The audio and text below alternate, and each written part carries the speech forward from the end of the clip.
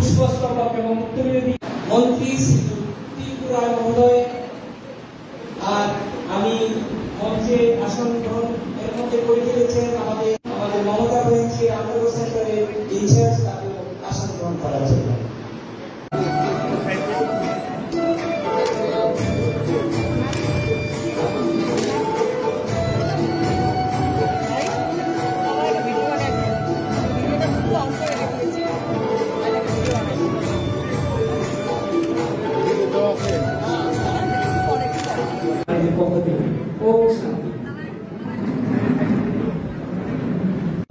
আমরা যখন সার্জারি করতে নামি তখন প্রথমে আমরা জিজ্ঞেস করি যে পেশেন্টের হিমোগ্লোবিন কত আছে। বিভিন্ন দিকে আমরা হোল ব্লাড যখন পরীক্ষা নিরীক্ষা করি, যখন রক্ত সার্জারির কাছে হাতের মধ্যে রক্ত অ্যাটলিস্ট দুটো ইউনিট আছে কিনা তবেই আমরা সেই পেশেন্টের হাতে হাত দেব। আমরা জানি নিয়মিত যারা ক্যান্সার পেশেন্ট, যারা এনিমিক পেশেন্ট বা দুর্ঘটনার সময় যখন রক্তক্ষরণ হয়, আমাদের সিজারিয়ান সেকশনে রক্তের প্রয়োজন হয়, বিভিন্ন সময় রক্তের প্রয়োজন হয়, হিমোফিলিয়া পেশেন্টের রক্তের প্রয়োজন। তো সেই জায়গার মধ্যে আমাদের রক্ত আমাদের সবসময় হাতের কাছে থাকতে হবে, ব্লাড ব্যাঙ্কে থাকতে হবে। এবং আমরা জানি যে 1% যে পপুলেশনের 1% রক্ত আমাদের ব্লাড ব্যাঙ্কে থাকতে হবে। যদি ত্রিপুরাতে 40 লক্ষ লোকের বাস হয়, তাহলে এখানে 1% হলে আমাদেরকে 40,000 ইউনিট ব্লাড দিতে হবে। একটা ইউনিটে 250 থেকে 300 ml সেই ব্লাডের প্রয়োজন। তো সেইভাবে আমরা এখন একটু থাকি, আমি যেটা বলছি।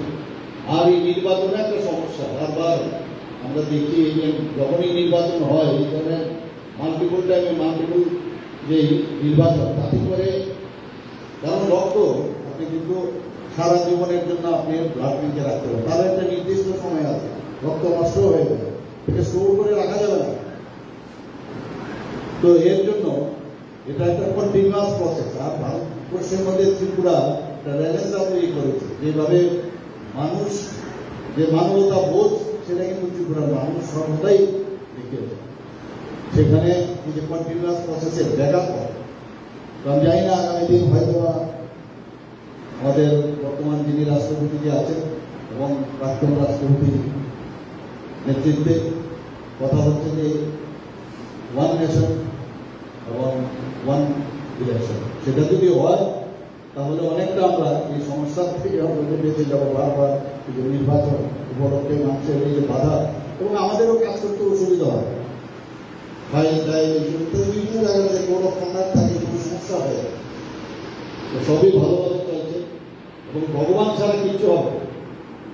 যখন আমাদের কোভিড আক্রান্ত সময়ে রক্তের খুব স্বল্পতা সারা ভারতবর্ষে তো ছিল, ত্রিপুরাতেও কিন্তু রক্তের স্বল্পতা দেখা দিয়ে আমি বারংবার যখন আহ্বান করলাম শক্তি পরামর্শের কাছে, দেখলাম যে মানুষ হাত বাড়িয়ে দিয়েছে,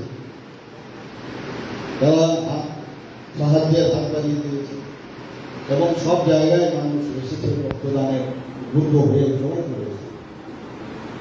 আমাদের আপনারা সবাই জানেন এখন সাধারণ যে লোকসভা নির্বাচন চলছে, ওই সময়ে যখনই নির্বাচন ইত্যাদি হয় তখন এই ধরনের যে ব্লাড কালেকশনের যে বিষয় সেটা সর্বদা সেটা দেখা যায়।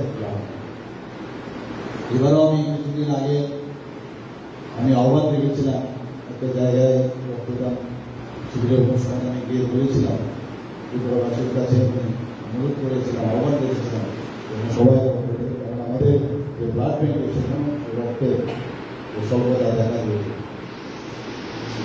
এখানে বেহাজি বলেছেন যে রক্ত আমরা কালেক্ট করি, আমরা জানি যে রক্তের যে উপাদান আরবিসি, ডাব্লিউবিসি, প্লেটলেট এবং প্লাজমা, এই চারটা মিলে রক্ত এবং একজন ব্যক্তি যদি রক্ত আমরা দিই 4 জন ব্যক্তিকে আমরা বাঁচিয়ে দিতে পারি। কারণ এখন সেপারেট করা যায়, আগে সেটা সম্ভব ছিল।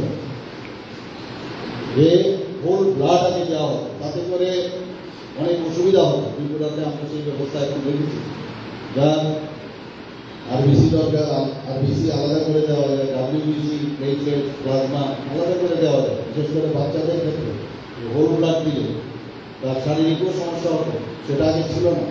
ভিসা কালেকশন করে যেটা যা দরকার পাই যায়। এবং